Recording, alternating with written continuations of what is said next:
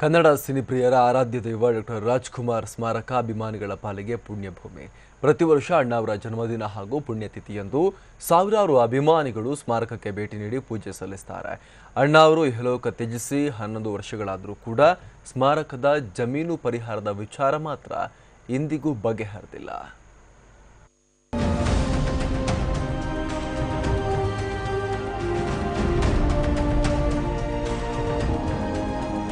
ಕನ್ನಡದ ವರನಟ ಡಾಕ್ಟರ್ ರಾಜ್ಕುಮಾರ್ ಇಹಲೋಕ ತ್ಯಜಿಸಿ ಬರೋಬ್ಬರಿ 11 ವರ್ಷಗಳಾಯಿತು.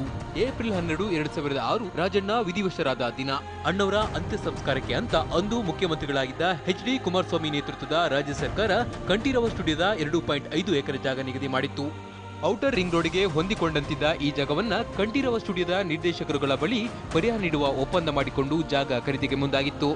ಜೊತೆಗೆ 2014-2015 ಸಾಲಿನಲ್ಲಿ ಸರ್ಕಾರದ ವತಿಯಿಂದ ಡಾಕ್ಟರ್ ರಾಜ್ ಸ್ಮಾರಕವನ್ನ ಬಹಳ ಅದ್ದೂರಿಯಾಗಿ ಲೋಕಾರ್ಪಣೆ ಮಾಡಲಾಗಿತ್ತು. ಒಪ್ಪಂದದ ಪ್ರಕಾರ 2.5 ಎಕರೆ ಭೂಮಿಗೆ 16.25 ಕೋಟಿ ರೂಪಾಯಿ ದೊಡ್ಡ ಮೊತ್ತವನ್ನ ರಾಜ್ಯ ಸರ್ಕಾರ ಶ್ರೀ ಕಂಠೀರವ ಸ್ಟುಡಿಯೋ ನಿಯಮಿತಕ್ಕೆ ನೀಡಬೇಕಾಗಿತ್ತು. ಆದರೆ ಇದುವರೆಗೂ ಯಾವುದೇ ಪರಿಹಾರ ನೀಡಲಾಗಿಲ್ಲ.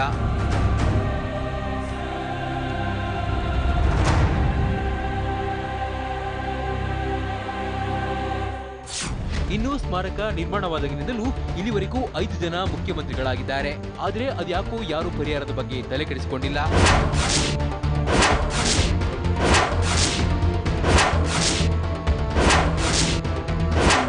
ರಾಜ್ಕುಮಾರ್ ಅಂದರೆ ನನಗೂ ಒಂದು ವೈಯಕ್ತಿಕವಾಗಿಯೂ ಒಂದು ರೀತಿಯ ಭಾವನಾತ್ಮಕ ಸಂಬಂಧ. ಇದನ್ನು ಬೆಳೆಸಬೇಕಾದ್ರೆ ಅದಕ್ಕೆ ಆರ್ಥಿಕ ಶಕ್ತಿಯ ಅವಶ್ಯಕತೆ ಇದೆ. ಆದ್ದರಿಂದ ಇದನ್ನು ಸರ್ಕಾರ ಬೇಗ ಮಾಡಬೇಕು ಅಂತ ನಾನು ಸನ್ಮಾನ್ಯ ಮುಖ್ಯಮಂತ್ರಿ ಶ್ರೀ ಸಿದ್ದರಾಮಯ್ಯನವರನ್ನು ನಾನೊಂದು ಒತ್ತಾಯಪೂರ್ವಕವಾಗಿ ಅವರನ್ನು ಕೇಳಿಕೊಳ್ತೇನೆ. ಇನ್ನು 2006ರಿಂದ ಈವರೆಗೂ ಸ್ಟುಡಿಯೋ ನಿಯಮಿತ ನಿರ್ದೇಶಕರು, ವ್ಯವಸ್ಥಾಪಕ ನಿರ್ದೇಶಕರು ಮತ್ತು ಅಧ್ಯಕ್ಷರ ಹುದ್ದೆ ಅಲಂಕರಿಸಿದ ಹಲವರು ಸರ್ಕಾರಕ್ಕೆ ಪರಿಹಾರದ ಬಗ್ಗೆ ಪತ್ರ ಬರೆದಿದ್ದಾರೆ. ಖುದ್ದು ಸಿಎಂರನ್ನ ಭೇಟಿ ಮಾಡಿ ಪರಿಹಾರ ನೀಡುವಂತೆ ಮನವಿ ಕೂಡ ಮಾಡಿದ್ದಾರೆ. ಆದರೆ ಇದ್ಯಾವುದಕ್ಕೂ ಸರ್ಕಾರ ಸ್ಪಂದಿಸಿಲ್ಲ.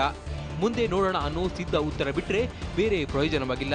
ಇನ್ನು ಈ ಬಗ್ಗೆ ಇಂದಿನ ವ್ಯವಸ್ಥಾಪಕ ನಿರ್ದೇಶಕರನ್ನ ಕೇಳಿದ್ರೆ ಇದರ ಬಗ್ಗೆ ನಾವು ಪ್ರತಿಕ್ರಿಯೆ ನೀಡಲು ಸಾಧ್ಯವಿಲ್ಲ ಅಂತಿದ್ದಾರೆ. ಡಾಕ್ಟರ್ ರಾಜ್ ಸ್ಮಾರಕಕ್ಕೆ 2006ರಲ್ಲಿ ಭೂಮಿ ನೀಡಿದ್ದಾಗಿದೆ. 2014-15ನೇ ಸಾಲಿನಲ್ಲಿ ಸರ್ಕಾರವೇ ಸ್ಮಾರಕ ನಿರ್ಮಿಸಿ ಲೋಕಾರ್ಪಣೆ ಮಾಡಿದೆ. ಇತ್ತ ಸ್ಮಾರಕ ನಿರ್ಮಾಣಕ್ಕೆ ಶ್ರೀ ಕಂಠೀರವ ಸ್ಟುಡಿಯೋ ಆವರಣದಲ್ಲಿ ನೀಡಿರುವ 2.5 ಎಕರೆ ಭೂಮಿಯ ಪರಿಹಾರವು ಕೂಡ ಸರ್ಕಾರದ ಮಟ್ಟದಲ್ಲೇ ತೀರ್ಮಾನವಾಗಬೇಕಿದೆ. ಇದರ ಬಗ್ಗೆ ನಾವು ಪ್ರತಿಕ್ರಿಯಿಸಲು ಸಾಧ್ಯವಿಲ್ಲ. ಒಟ್ಟಾರೆ ಪರಿಹಾರದ ವಿಚಾರವಾಗಿ ಅವರ ಮೇಲೆ ಇವರು, ಇವರ ಮೇಲೆ ಅವರು ಕತೆ ಹೇಳ್ತಾ ಕಾಲ ನೂಕುತ್ತಿದ್ದಾರೆ ಹೊರತು 11 ವರ್ಷಗಳಿಂದ ಸರ್ಕಾರ ಪರಿಹಾರ ಮಾತ್ರ ನೀಡೋ ಮನಸ್ಸು ಮಾಡಿಲ್ಲ.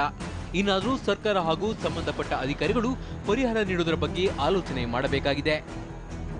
ಪಿ. ಮಧುಸೂದನ್, TV9 ಬೆಂಗಳೂರು.